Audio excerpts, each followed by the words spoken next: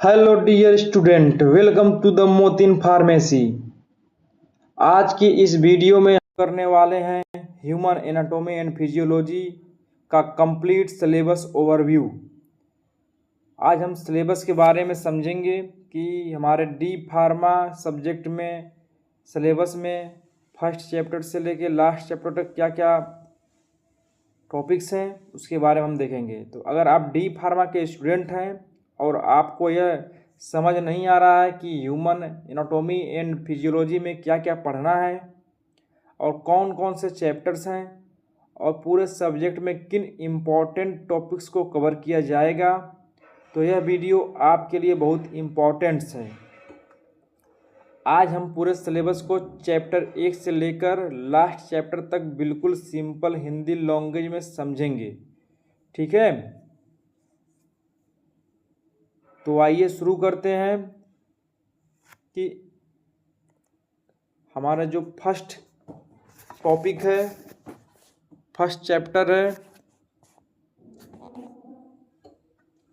यहाँ से शुरू करते हैं।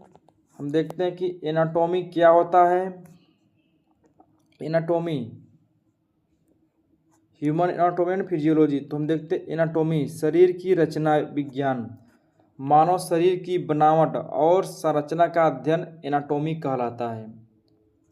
मतलब कि जो ह्यूमन्स बॉडी है उसके अंदर जो ऑर्गन्स हैं, जो बाहर से लुक है, जो जिस तरह से ह्यूमन बॉडी दिखता है, इसी के स्ट्रक्चर के बारे में पढ़ना एनाटॉमी कहलाता है, ह्यूमन एनाटॉमी कहलाता है, ठीक है। उसके बाद है फिजियोलॉजी, शरीर क्रिया विज्ञान, मानव शरीर के अंग कैसे काम करते हैं, इस अध्ययन को फिजियोलॉजी कहलाता है, ठीक है। मानव ह्यूमन बॉडी के अंदर जैसे लीवर हो गया, किडनी हो गया, हार्ट हो गया, ये कैसे काम करते हैं, इसी क्रिया को हम ह्यूमन फिजियोलॉजी कहते हैं, ठीक है। उसके बाद है होम्योस्टैटिस, समस्थैतिकता, शरीर के अंदर के वातावरण को समान और संतुलित बनाए रखने की प्रक्रिया को होम्योस्टैटिस कहते हैं। उदाहरण के तौर पे हम देखते हैं शरीर का तापमान नियंत्रण रखना। हमारा जो बॉडी का टेम्परेचर है 37 डिग्री सेल्सियस है, तो इसको मेंटेन करना, इससे कम ना होने पाए, इससे अधिक ना होने पाए, ठीक है। रक्तचाप को नियंत्रण करना। हमारा जो ब्लड प्रेशर है 120/80 mmHg है, तो इससे ऊपर इससे नीचे ना होने पाए, ठीक है। रक्त में ग्लूकोज की मात्रा नियंत्रित करना। फास्टिंग ब्लड शुगर हमारा जो होता है 70 से 99 होता है, ठीक है। खाने के बाद बढ़ता घटता रहता है, तो इसको कंट्रोल में रखना, शरीर में पानी और इलेक्ट्रोलाइट के संतुलन को मेंटेन रखना, संतुलित रखना, ठीक है। ये हमारा होम्योस्टैटिस के बारे में था। अब हम नया देखते हैं कि अध्याय 1 यूनिट 1 चैप्टर 1 क्या है हमारा, एनाटॉमी और फिजियोलॉजी का परिचय, इंट्रोडक्शन टू एनाटॉमी। एनाटॉमी क्या है, ठीक है। एनाटॉमी क्या है, हमारा जो यूनिट 1 में है एनाटॉमी क्या, बेसिक इंट्रोडक्शन था। तो उसमें हम देखते हैं कि एनाटॉमी क्या है, शरीर की संरचना का अध्ययन। एनाटॉमी के अंदर, ह्यूमन एनाटॉमी के अंदर हम शरीर की संरचना का अध्ययन करते हैं। हमारी बॉडी बाहर से कैसे दिखती है, बॉडी में जो ऑर्गन्स हैं वो कैसे दिखते हैं, उनका क्या शेप, क्या साइज है, क्या अपीयरेंस है। इसमें हम पढ़ते हैं cells, tissue, organ system, human body, ठीक है। उसके बाद फिजियोलॉजी क्या है, शरीर के विभिन्न अंग किस प्रकार से कार्य करते हैं, इसका अध्ययन ही फिजियोलॉजी कहलाता है, ठीक है। उदाहरण पर देखते हैं, हृदय पंप करता है, तो हृदय पंप कैसे करता है, यही हमारा फिजियोलॉजी है। फेफड़े ऑक्सीजन लेते हैं, कार्बन डाइऑक्साइड बाहर निकालते हैं, ये कैसे काम करते हैं, यही हमारा फिजियोलॉजी है। मस्तिष्क शरीर को नियंत्रित करता है। हमारा मस्तिष्क शरीर को, ब्रेन पूरे बॉडी को कंट्रोल कैसे करता है, ये हमारा फिजियोलॉजी है। ठीक है, कुछ महत्वपूर्ण एनाटॉमिकल टर्म के बारे में देखते हैं। ये जो इम्पोर्टेंट टर्म्स हैं इनका यूज हम कुछ सेंटेंस, कुछ वर्ड को समझने में करते हैं जो हमारे मेडिकल फील्ड से रिलेटेड हैं। तो सुपीरियर का मतलब क्या है, ऊपर की ओर। मान लीजिए ये बॉडी है तुम्हारा, ये हेड है, ये है लेग, तो जो हेड की तरफ रहेगा उसको बोलेंगे सुपीरियर, जो पैर के साइड रहेगा उसको बोलेंगे इन्फीरियर, नीचे की ओर। ठीक है, उसके बाद हमारा है एंटीरियर। एंटीरियर मतलब सामने वाला हिस्सा, बॉडी का जो पेट है, फेस है, इस साइड का हिस्सा को हम एंटीरियर बोलते हैं। पोस्टीरियर साइड पीछे का हिस्सा, पीछे की ओर, पीठ के साइड का हिस्सा। ठीक है, मीडियल हमारे बॉडी को बीचों बीच से अगर हिस्सा एक लाइनिंग डिवाइड किया जाए तो जो बीचों बीच लाइन जाएगा उसको बोलेंगे मीडियन, मध्य रेखा। लेटरल जो बीच का जो रेखा है उसके थोड़ा साइड में हट के हमारा लेटरल रेखा होता है। ठीक है, फिर है प्रोक्सिमल, शरीर के जुड़ने वाले स्थान के पास। जैसे मान लीजिए ये हमारा हाथ है।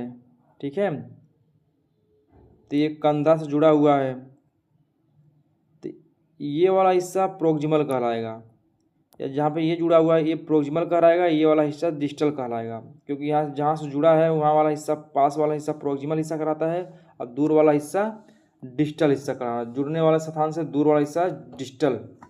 सुपरफिशियल, सतह के पास। जैसे मान लीजिए हमारा ये स्किन है, इतना चौड़ा है मान लीजिए, तो ऊपर वाला जो हिस्सा है ये सुपरफिशियल, और जो नीचे वाला हिस्सा है इसको डीप बोलते हैं, अंदर की ओर की हिस्सा। ठीक है, उसके बाद हमारा है unit number second, chapter number second जो हमारे सिलेबस में है डी फार्मा के। इसको देखते हैं, इसमें क्या पढ़ना हमको, इसमें सेल्स के बारे में पढ़ना है। चैप्टर नंबर सेकेंड में हमको सेल्स के बारे में पढ़ना है। ये हमारा चैप्टर नंबर सेकेंड हो गया। इसमें हम देखेंगे सेल्स के बारे में। सेल्स, कोशिका, मानव शरीर की सबसे छोटी संरचनात्मक और क्रियात्मक इकाई है।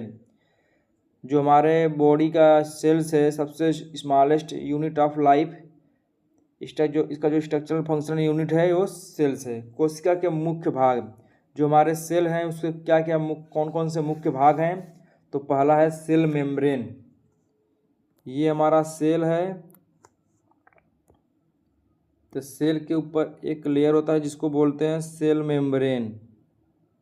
ठीक है, सेल मेम्ब्रेन का क्या काम है, कोशिका की बाहरी सीमा बनाती है, और कोशिका को सुरक्षा, ये इन्वायरमेंट से हमें प्रोटेक्ट करता है, और इसके अंदर कौन से फ्लूइड अंदर आएंगे, कौन से अंदर से बाहर जाएंगे, इसको कंट्रोल करता है। ठीक है, उसके बाद है हमारा साइटोप्लाज्म, दूसरा नंबर है जो सेल्स का साइटोप्लाज्म। हमारे सेल्स के अंदर ढेर सारे फ्लूइड प्रेजेंट होते हैं, इसको बोलते हैं साइटोप्लाज्म। ठीक है, कोशिका के अंदर पाया जाने वाला जेली जैसा पदार्थ होता है, इसी को बोलते हैं साइटोप्लाज्म। और मोस्टली बॉडी का जो रिएक्शन होता है, मेटाबॉलिज्म होता है, वो सेल के अंदर ही होता है। ठीक है, साइटोप्लाज्म में ही होता है। और तीसरा है न्यूक्लियस, जो सेल्स का थर्ड पार्ट, इंपॉर्टेंस पार्ट है। तो ये जो हमारा सेल हो गया, बीच में सेंटर में न्यूक्लियस होता है। ये जो बीच का सेंटर है इसको न्यूक्लियस बोलते हैं। इस कोशिका का नियंत्रित केंद्र का है, इसको सेल का कंट्रोल सिस्टम भी बोलते हैं। ठीक है, इसमें डीएनए और जेनेटिक मटेरियल पाया जाता है। जो जेनेटिक मटेरियल हमारा है वो न्यूक्लियस के अंदर ही प्रेजेंट होता है।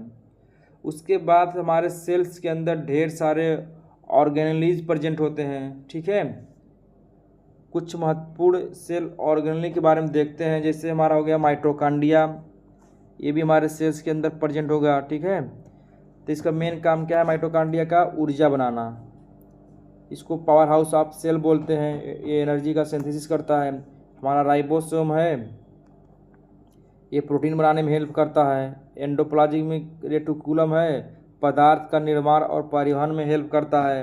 गोल्जी अपरेटस है, पदार्थ को पैकिंग और सिक्रेशन में हेल्प करता है। लाइसोसोम है, इसको सुसाइडल बैग भी बोलते हैं, अपशिष्ट पदार्थ को तोड़ता है, जो हमारे वेस्ट प्रोडक्ट होते हैं वेस्ट उनको तोड़ता है और डाइजेस्ट करता है। सेंट्रोसोम जो हो गया कोशिका विभाजन में मदद करता है। एक सेल से जब दूसरा नया सेल्स बनता है तो उसमें हमारा सेंट्रोसोम हेल्प करता है। ठीक है, अब हमारा है तीसरा यूनिट। तीसरा यूनिट में हम क्या पढ़ेंगे? टिश्यू के बारे में पढ़ेंगे, मानव ह्यूमन टिश्यू के बारे में पढ़ेंगे। ठीक है, तो इसमें हम देखते हैं समान प्रकार की कोशिकाओं का समूह जो एक विशेष कार्य करता है उसे टिश्यू ऊतक कहते हैं। Group of cells which perform similar function, मतलब जब ग्रुप ऑफ सेल्स मिलके कोई एक काम करते हैं तो उसी को हम टिश्यू कहते हैं। जो टिश्यू कैसे बना होता है कि कई सेल्स मिलके टिश्यू बनाते हैं। ठीक है, मानव शरीर में मुख्यतः 4 प्रकार के टिश्यू होते हैं। ह्यूमन बॉडी में 4 टाइप के टिश्यू पाए जाते हैं। सबसे पहला कौन सा है? सबसे पहला है इपिथेलियल टिश्यू। इपिथेलियल टिश्यू शरीर की सतह और अंगों को ढकता है। हमारे जो आउटर स्किन लेयर हमारा है ये हमारा इपिथेलियल टिश्यू का बना होता है। जितना भी हमारा स्किन है पूरा इपिथेलियल टिश्यू का बना होता है। हमारे इन्वायरमेंट से बॉडी को प्रोटेक्ट करता है। हमारे इपिथेलियल टिश्यू का क्या काम है? सुरक्षा प्रोवाइड करना, हमारे स्किन से अवशोषण को करना, मतलब कुछ क्रीम हो गया और न्यूट्रिशन हो गया हम जो स्किन पे अप्लाई करते हैं उसको एब्जॉर्ब करना, हमारे बॉडी में बॉडी के टेम्परेचर को मेंटेन करने के लिए स्वीटनिंग करना, कुछ वेस्ट को बाहर निकालना स्किन के थ्रू। ठीक है, उत्सर्जन इसी बोलते हैं। फिर कनेक्टिव टिश्यू, हमारा दूसरा जो इम्पोर्टेंट सेल्स टिश्यू है कनेक्टिव टिश्यू। शरीर के विभिन्न भागों को जोड़ता और सहारा देता है। इसका कनेक्टिव टिश्यू का मेन काम क्या है? नाम से पता चल रहा है कि कनेक्टिव टिश्यू ये शरीर को जोड़ता है और सहारा देता है। ठीक है, कनेक्ट करके रखना कनेक्टिव टिश्यू का नाम है।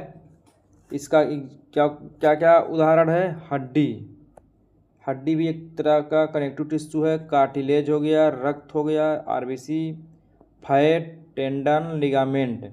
ठीक है, उसके बाद हमारा तीसरा है मस्कुलर टिश्यू। मस्कुलर टिश्यू, ठीक है, शरीर में गति उत्पन्न करना। जो हमारी शरीर में मूवमेंट होता है, बॉडी हमारी एक जगह से दूसरी जगह मूव करती है तो किसके हेल्प से करती है? स्केलेटल मसल्स के हेल्प से। ठीक है,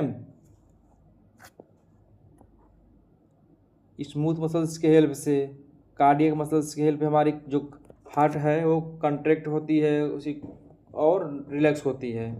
उसके बाद हमारा चौथा जो टिश्यू है 4 टाइप का, नर्वस टिश्यू, संदेशों को प्राप्त और संचालित करता है। मुख्य कोशिका इसका न्यूरॉन है। ये हमारे जो नर्व टिश्यू होते हैं, हमारे जो नर्वस सिस्टम 2 पार्ट में डिवाइड होता है। एक सेंट्रल नर्वस सिस्टम होता है जिसमें ब्रेन हो जाएगा, स्पाइनल कार्ड हो जाएगा। एक होता हमारा पेरिफेरल नर्वस सिस्टम, जो इसके अलावा जो हमारे बॉडी में प्रेजेंट हैं, जो पूरे पैर में, पूरे लेग्स में, पूरे स्किन में फैले हुए हैं, जो सिग्नल को रिसीव करते हैं और फिर ब्रेन तक पहुंचाते हैं। फिर ब्रेन का रिस्पांस उस पार्टिकुलर एरिया तक ले जाते हैं। तो ये सारे न्यूरॉन्स ही करते हैं। ठीक है, उसके बाद हमारा जो नेक्स्ट यूनिट है, यूनिट नंबर 4, ये कौन सा है? कंकाल तंत्र, स्केलेटल सिस्टम। स्केलेटल सिस्टम किससे किससे मिलके बना होता है? हड्डियाँ, कार्टिलेज प्लस ज्वाइंट्स। ठीक है, कार्टिलेज जो हड्डियों के बीच में प्रेजेंट है, हड्डियों को दूसरी हड्डियों से जोड़ता है। ठीक है, मानव हड्डियों को हड्डियों से जोड़ता है, मांस को भी जोड़ता है। ठीक है, मानव वसक मतलब क्या बोलते हैं, एडल्ट मानव शरीर में सामान्यतः 206 हड्डियाँ होती हैं और जब बच्चा जन्म लेता है तो उस समय उसके बॉडी में 300 हड्डियाँ होती हैं। ठीक है, शरीर का क्या कार्य है? हड्डियों का क्या कार्य है? शरीर को सहारा देना, शरीर को आकार देना, आंतरिक अंगों की सुरक्षा करना, शरीर की गतियों में सहायता करना, कैल्शियम फास्फोरस का स्टोरेज करना, रक्त कोशिकाओं का निर्माण करना। ठीक है, हमारे हड्डी में ही ब्लड का फॉर्मेशन होता है, ये बात आपको ध्यान होना चाहिए। उसके बाद है कंकाल के मुख्य भाग। हमारा जो स्केलेटल सिस्टम है उसके दो टाइप हैं, एक है एक्जियल सिस्टम स्केलेटन, एक है अपेंडिकुलर स्केलेटन। तो जो एक्जियल में कौन कौन से पार्ट्स आते हैं, स्कल्स हो गया जो हमारे सर का पार्ट है, वर्टेब्रल कॉलम हो गया जो हमारा रीढ़ की हड्डी है, रिब्स हो गए, स्ट्रेनम हो गए, ठीक है, ये हमारे जो है एक्जियल स्केलेटल सिस्टम में आते हैं। फिर अपेंडिकुलर सिस्टम में कौन सा आता है, हाथ हो गया, पैर हो गया, शोल्डर ग्रिडल हो गया, पेल्विक ग्रिड हो गया, ठीक है, ये हमारे अपेंडिकुलर सिस्टम में आते हैं। हम अभी सिर्फ अपने सिलेबस का ओवरव्यू ले रहे हैं कि हमें क्या क्या आगे चल के पढ़ना है। उसके बाद है हड्डियों के प्रकार। हड्डियों के प्रकार हम फिर देखेंगे, लॉन्ग बोन के बारे में पढ़ेंगे, शॉर्ट बोन के बारे में, फ्लैट बोन, इरेगुलर बोन के बारे में पढ़ेंगे। फिर हम देखेंगे जोड़, ज्वाइंट्स जिसे बोलते हैं, जहाँ पे दो या अधिक हड्डियाँ आपस में मिलती हैं उसे ज्वाइंट्स जोड़ कहते हैं। जैसे मान लीजिए ये मेरा हाथ है और आगे फिंगर है, तो ये जहाँ पे जुड़ा हुआ है यहाँ पर से यहाँ पे दो हड्डियाँ प्रेजेंट होती हैं, ठीक है, और यहाँ पे एक ही हड्डियाँ होती हैं, तो यहाँ पे आकर जुड़ी होती हैं। फिर यहाँ पे ढेर सारे छोटे छोटे हड्डियाँ होते हैं, तो इसी को ही हम जहाँ पे जुड़ती हैं हड्डियाँ उसी को ज्वाइंट्स कहते हैं। उदाहरण के तौर पे हम देखते हैं तो ज्वाइंट मेनली कहाँ कहाँ प्रेजेंट होते हैं, कंधा में ज्वाइंट प्रेजेंट होता है, कोहनी में, घुटना में, कूल्हा में, ढेर सारे ज्वाइंट्स होते हैं, ठीक है। उसका जोड़ के प्रमुख गतियाँ, जहाँ से हमारे ज्वाइंट जुड़े होते हैं, जो ज्वाइंट से ही अपने जितने हाथ को मोड़ सकते हैं। तो जब हम हाथ को नीचे खोल दिए हैं, अब उसको जब हम ऊपर की तरफ मोड़ेंगे, अंदर लेंगे जिस साइड वो मुड़ सकता है, उसे बोलेंगे फ्लेक्सॉन, ठीक है। फिर हम उसको जब फिर सीधा करेंगे तो उसे बोलेंगे एक्सटेंशन। जैसे मान लीजिए ये मेरा हाथ है, तो इसको अंदर की तरफ हम मोड़े हैं, ठीक है, तो अंदर की तरफ मोड़े हैं इसको, तो इसको बोलेंगे फ्लेक्सॉन, मोड़ना है। अगर हम इसको सीधा कर लें, पूरा हाथ को इधर करके सीधा कर लें हाथ को ऐसे, तो इसे बोलेंगे एक्सटेंशन। अब हम इसको हाथ को, शरीर ये हमारा बॉडी है, इससे हम जब दूर ले जाएंगे तो इसे बोलेंगे अबडक्शन। जब इसको दूर से पास लाएंगे शरीर को तो बोलेंगे अडक्शन। और जब इसको हम सर्कुलर मोशन में अपने हाथ को घुमाएंगे, चाहे एंटी क्लॉक चाहे क्लॉकवाइज, इसको बोलेंगे रोटेशन, ठीक है। ये हमारे मुख्य गति हैं। उसके बाद है नंबर 5, यूनिट नंबर 5, जिसमें हम देखते हैं रक्त एवं रक्त निर्माण तंत्र, ठीक है। रक्त के बारे में, ब्लड के बारे में, ब्लड निर्माण के बारे में, ठीक है। तो ब्लड, रक्त शरीर में ऑक्सीजन, पोषक पदार्थ, हार्मोन आदि को पहुंचाता है, ठीक है।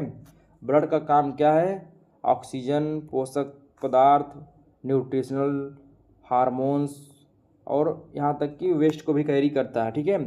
तो रक्त के मुख्य भाग, ब्लड का जो ब्लड में प्लाज्मा प्लस ब्लड सेल्स मिलके रक्त बनाते हैं, और प्लाज्मा रक्त का तरल भाग, रक्त का तरल भाग के बारे में देखते हैं। ब्लड, उसमें रक्त में क्या क्या ब्लड में क्या क्या चीज़ें प्रेजेंट होती है, पानी प्रेजेंट होता है, प्रोटीन प्रेजेंट होता है, इलेक्ट्रोलाइट प्रेजेंट होते हैं, हार्मोन प्रेजेंट होते हैं, वेस्ट प्रोडक्ट प्रेजेंट होते हैं, ठीक है। उसके बाद देखते हैं आरबीसी, लाल आरबीसी के बारे में, रेड ब्लड सेल्स के बारे में। जो रेड ब्लड सेल्स है, मुख्य कार्य इसका क्या है, ऑक्सीजन का परिवहन करना, और इसमें हीमोग्लोबिन भी प्रेजेंट होता है, जो हीमोग्लोब्यूलिन, हीम आयरन, और हीम को आयरन बोलते हैं, प्लस ग्लोब्यूलिन प्रोटीन प्रेजेंट होता है, यही इसी को बोलते हैं हम कंप्लीट हीमोग्लोब्यूलिन।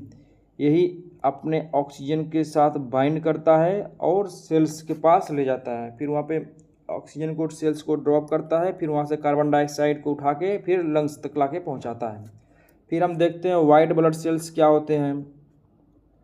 वाइट ब्लड सेल्स क्या होते हैं, मुख्य कार्य क्या इनका है, शरीर के संक्रमण से बचाना। जो शरीर में हमारे इन्फेक्शन होता है उनको उनसे शरीर को बचाना। ये कितने टाइप के होते हैं? White blood cells, neutrophil, lymphocyte, monocyte, eosinophil, basophil, ये हमारे वाइट ब्लड सेल्स के पार्ट्स हैं। फिर हम देखते हैं प्लेटलेट्स। प्लेटलेट्स का मुख्य काम क्या है? रक्त का थक्का बनने में सहायता करना। अगर किसी को डेंगू हो जाता है तो प्लेटलेट कम हो जाता है। फिर डॉक्टर बोलता है कि अगर प्लेटलेट कम हो जाएंगे तो शरीर में अनकंट्रोल ब्लीडिंग होने लगेगी, जिससे पेशेंट को बचाना मुश्किल हो जाता है। इसीलिए हम ध्यान रखेंगे कि प्लेटलेट कम नहीं होना चाहिए। ये इसका मेन काम क्या होता है कि ब्लड को जब कहीं पे चोट कट लगता है तो यही हेल्प करता है ब्लड को वहाँ पे जमने में, ताकि हमारा शरीर से ज़्यादा ब्लड लॉस ना हो पाए। उसके बाद देखते हैं हेमियोपोइसिस। हेमियोपोइसिस क्या होता है? नई रक्त कोशिकाओं की बनने की प्रक्रिया को हेमियोपोइसिस कहते हैं। मुख्य स्थान क्या है? Bone marrow. ठीक है, हेमियोपोइसिस बोन मैरो में ही हमारे ब्लड सेल्स बनते हैं। ब्लड क्लॉटिंग, चोट लगने पे रक्त रोकने के लिए रक्त का थक्का बनना, इसी को ही बोलते हैं ब्लड क्लॉटिंग। इसे मान लीजिए हमारा ये आर्टरी है और इसमें हमारा ब्लड बह रहा है। अब यहाँ पे कट लग गया तो यहाँ से खून बाहर निकलने लगेगा, तो जो हमारे प्लेटलेट्स हैं और क्लॉटिंग फैक्टर हैं यहाँ पे जम के ब्लड को बाहर निकलने से बचाते हैं। इसी को बोलते हैं रक्त का थक्का बनाना। इसमें प्लेटलेट्स और क्लॉटिंग फैक्टर प्रेजेंट होते हैं जो मिलके ब्लड को शरीर से बहने में से रोकते हैं। उसके बाद हम कुछ महत्वपूर्ण भूमिका निभाते हैं। ठीक है, उसके बाद हम देखते हैं ब्लड ग्रुप कि हमारा कौन कौन सा ब्लड ग्रुप है। हम ABO ब्लड ग्रुप सिस्टम को पढ़ते हैं। ठीक है, ABO ब्लड ग्रुप सिस्टम को पढ़ते हैं। इसमें हम देखेंगे blood A group, blood B group, blood AB group, blood O group. फिर ये जो हमारे 4 टाइप के ब्लड ग्रुप हैं, इसमें हम देखेंगे कि RH फैक्टर प्रेजेंट होता है। ये डिसाइड करता है कि A पॉजिटिव होगा, प्लस होगा कि निगेटिव होगा। तो ये A प्लस या A निगेटिव, AB प्लस या B निगेटिव, AB प्लस या AB निगेटिव, O प्लस या O निगेटिव। तो ये RH फैक्टर ही डिसाइड करते हैं। देखो इसमें RH फैक्टर पॉजिटिव है, निगेटिव है, तो जिसके साथ जो होगा वो O ग्रुप प्रेजेंट होगा। जैसे हमारा ब्लड ग्रुप जो है, हमारा जो ब्लड ग्रुप है O निगेटिव है। और आप लोग का ब्लड क्या ग्रुप है आप लोग खुद पता करना, आपको अगर पता हो तो, नहीं तो आप लोग टेस्ट करा लीजिए। 50 रुपये 100 रुपये में होते हैं टेस्ट।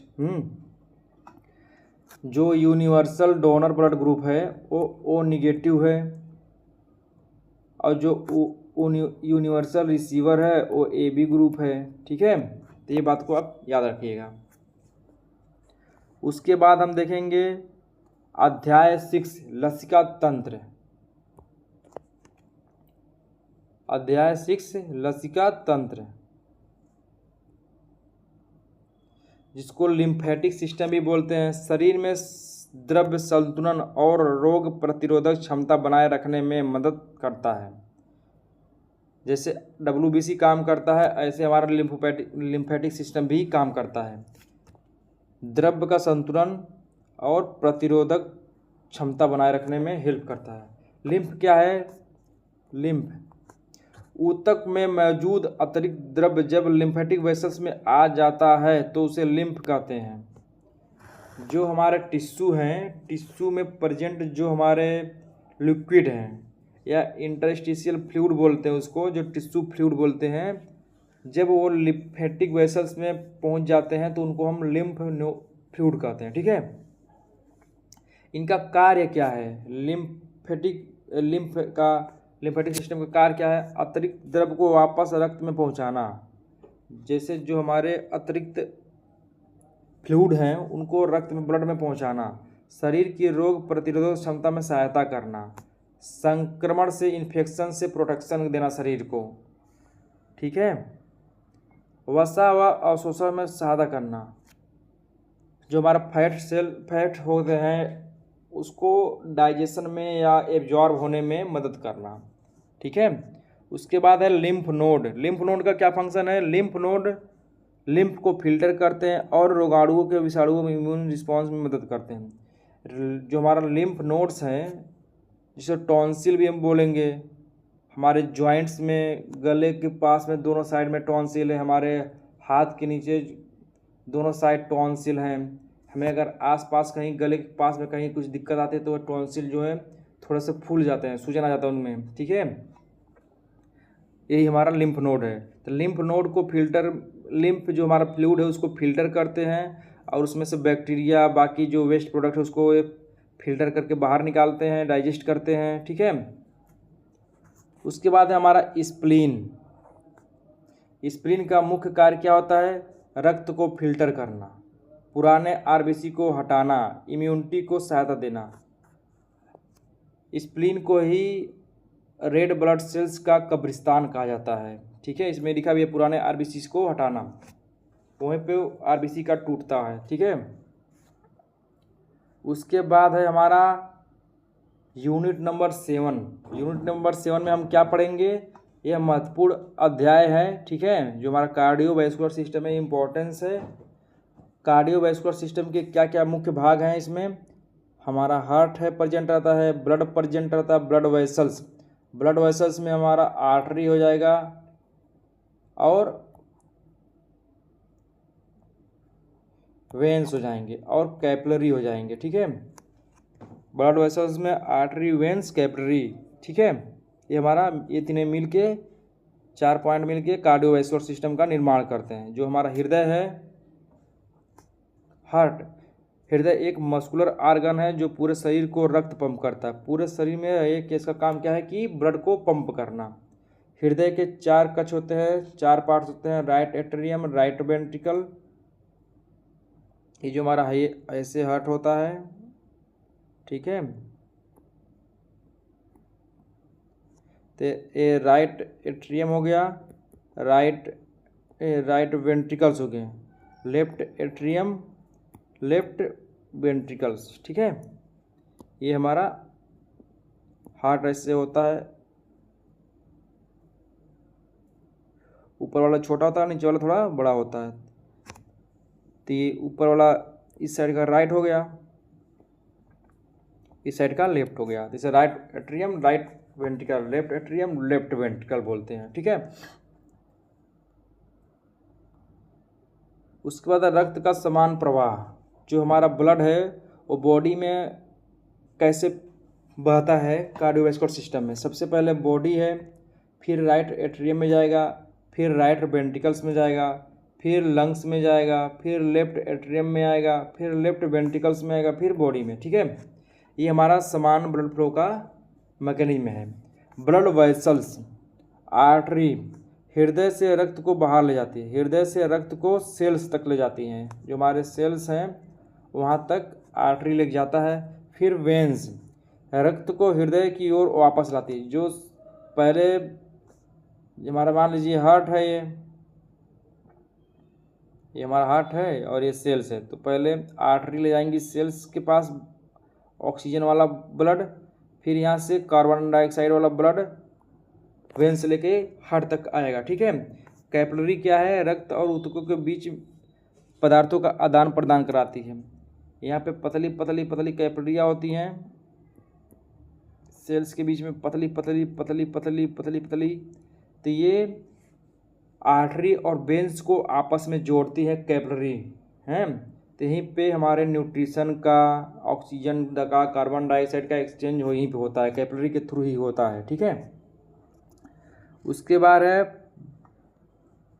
परिसंचरण के प्रकार, ठीक है, सर्कुलेशन के टाइप। पल्मोनरी सर्कुलेशन हार्ट्स और लंग्स के बीच होता है। सिस्टमेटिक सर्कुलेशन हार्ट और पूरे शरीर के बीच में होता है।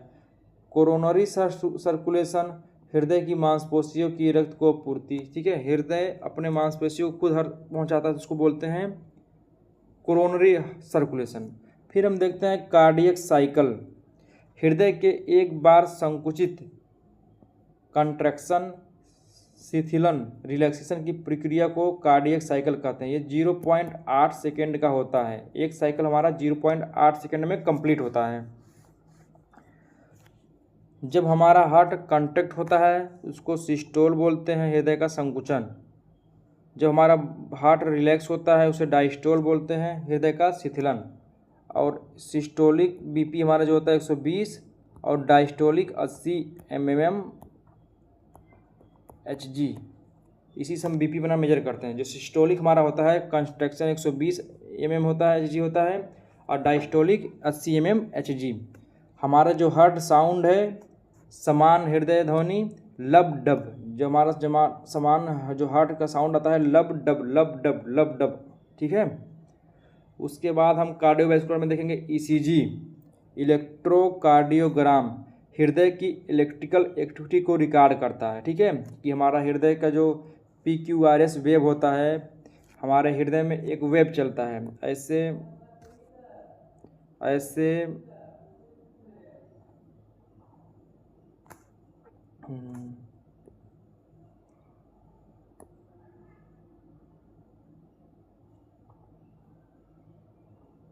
इस तरह से एक नॉर्मल वेव चलता है जिसको बोलते हैं PQRS कम्प्लेक्स, ठीक है।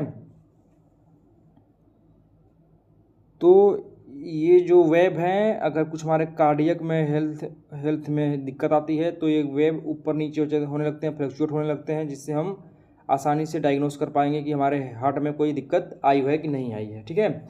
उसके बाद है ब्लड प्रेशर। रक्त द्वारा रक्त वाहिकाओं की द्वार पर लगाया गया दबाव ब्लड प्रेशर कहलाता है, ठीक है। जो हमारे आर्टरी हैं उस पर जब ब्लड प्रेशर लगाती है तो उसे ही ब्लड प्रेशर करते हैं। जैसे मान लीजिए हमारा आर्टरी है तो इसमें ब्लड जो फ्लो हो रहा है इस पर प्रेशर लगाएगा, इधर प्रेशर लगाएगा, दोनों साइड प्रेशर लगाएगा, तो ये जो प्रेशर है इसी को बोलते हैं blood pressure.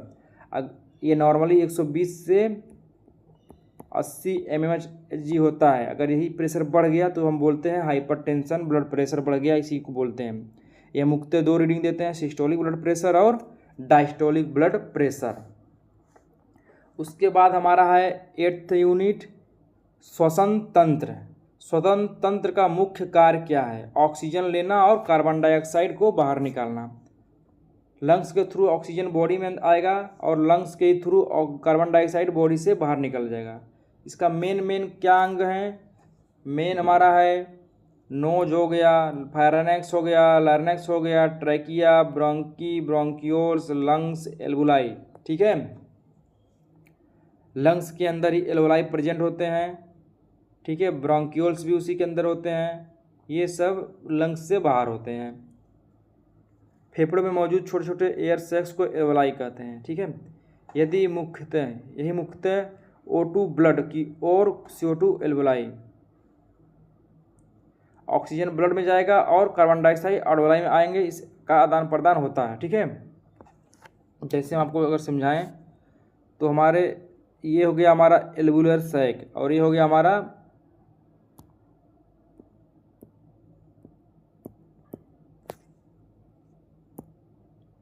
Blood vessels.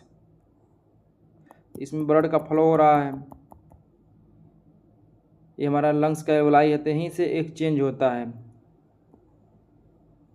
Oxygen blood में आ जाएगा, CO2 एल्वुलाई में आ जाएगा शरीर से, ठीक है। यहीं पे एक चेंज होता है। फिर हम देखते हैं इंस्पायरेशन क्या है। हवा का फेफड़े के अंदर जाना इंस्पायरेशन कहलाता है। हवा का फेफड़ों से बाहर निकलना एक्सपायरेशन कहलाता है। जब हम सांस लेते हैं अंदर की तरफ तो बोलते हैं इंस्पायरेशन। जब हम सांस अंदर से फेफड़े से बाहर छोड़ते हैं तो हम हवा को तो बोलते हैं एक्सपायरेशन। रिस्पायरेटरी वैल्यूम फिर है tidal volume, expiratory volume, reserve volume, expiratory reserve volume. कि हम जब सांस लेते हैं उसके पहले हमारे लंग्स में कितने वैल्यूम बचा होता है हवा का। जब हम सांस छोड़ते हैं उसके बाद हमारे शरीर में हमारे लंग्स में कितना हवा बचा हुआ होता है, ठीक है। फिर है रेसिडियल वॉल्यूम, हम उसको डिटेल में आगे जब डिस्कस करेंगे यूनिट वाइज हम पढ़ेंगे तब उसमें हम देखेंगे। फिर है respiratory capacity, vital capacity, respiratory capacity, functional residual capacity, total lungs capacity, ठीक है। ये सब हम चेक करते हैं कि हमारा हार्ट है मतलब जो हमारा लंग्स है वो अच्छे से काम कर रहा है कि नहीं कर रहा है। ये सब वैल्यू कैपेसिटी हम तभी मेजर करते हैं जब हमारे कोई लंग्स में कुछ एबनॉर्मलिटी कुछ दिक्कतें आना शुरू हो जाती है, ठीक है। फिर हम देखते हैं डाइजेस्टिव सिस्टम, पाचन तंत्र। पाचन तंत्र का मुख्य कार्य क्या है? भोजन को पचाना, पोषक तत्वों को अवशोषित करना, अपशिष्ट बाहर निकालना। जीआईटी का क्रम: mouth, pharynx, oesophagus, stomach, small intestine, large intestine, rectum, anus. जो हमारा ये जीआईटी का जो पाथवे है, सबसे पहले फूड माउथ में जाएगा, फिर फायरनैक्स में जाएगा, फिर इसोफेगस में जाएगा, फिर स्टमक में जाएगा, फिर स्मॉल इंटेस्टाइन में, फिर लार्ज इंटेस्टाइन में, फिर उसके बाद रेक्टम के थ्रू शरीर से एनस के थ्रू बाहर निकल जाता है। ठीक है। जो हमारे डाइजेस्टिव सिस्टम के जो एसेसरी ऑर्गन्स हैं, लीवर है, गॉल ब्लैडर है, पैंक्रियाज हैं, ये सब बाइल और डाइजेस्टिव एंजाइम कंटेन करते हैं जो डाइजेशन में हेल्प करते हैं। ठीक है। उसके बाद हम स्टमक के बारे में देखते हैं। स्टमक का क्या मुख्य कार्य है? भोजन को स्टोर करना, भोजन को मिक्स करना, प्रोटीन डाइजेशन में शुरू करना, गैस्ट्रिक जूस बनाना। फिर हम देखते हैं स्मॉल इंटेस्टाइन का क्या काम है। यहाँ पे डाइजेशन का और अधिकांश न्यूट्रिशन का एब्जॉर्प्शन होता है। जो अधिकतर हमारा जो न्यूट्रिशन है हमारे स्मॉल इंटेस्टाइन में ही एब्जॉर्ब होते हैं। लार्ज इंटेस्टाइन का क्या काम है? जो हमारा लार्ज इंटेस्टाइन है, पानी का एब्जॉर्प्शन ज़्यादातर लार्ज इंटेस्टाइन में होता है। और जो फीसेस का निर्माण, ठीक है, मल का निर्माण जो होता है हमारा लार्ज इंटेस्टाइन में होता है। फिर वहाँ से वो एक्सपेल आउट, बाहर बॉडी से बाहर निकाल दिया जाता है। फिर लीवर का काम क्या है? लीवर जो हमारा है बाइल को बनाता है, मेटाबॉलिज्म को सपोर्ट करता है, डिटॉक्सिफिकेशन करता है, न्यूट्रिशन का स्टोरेज करता है। फिर पैंक्रियाज का काम क्या है? पैंक्रियाज डाइजेस्टिव एंजाइम और हार्मोन्स बनाता है। पैंक्रियाज को हम मिक्स ग्लैंड बोलते हैं, एंडो एक्सोक्राइन दोनों ग्लैंड बोलते हैं। यहीं पर हमारा इंसुलिन और ग्लूकागोन हार्मोन का निर्माण होता है जो ब्लड शुगर कंट्रोल करता है। ठीक है। उसके बाद है डाइजेशन, भोजन को छोटे छोटे एब्जॉर्ब होने योग्य पदार्थ में बदलना। डाइजेशन एक ऐसा प्रोसेस है जिसमें हम जो फूड्स खाते हैं वो कॉम्प्लेक्स और हार्ड होते हैं, तो उनको बॉडी ब्रेक करती है छोटे पार्ट्स में और फिर न्यूट्रिशन को एब्जॉर्ब करती है। तो फिर एब्जॉर्प्शन क्या होता है? बचे हुए न्यूट्रिशन को इंटेस्टाइन से ब्लड या लिम्फ में ले जाना।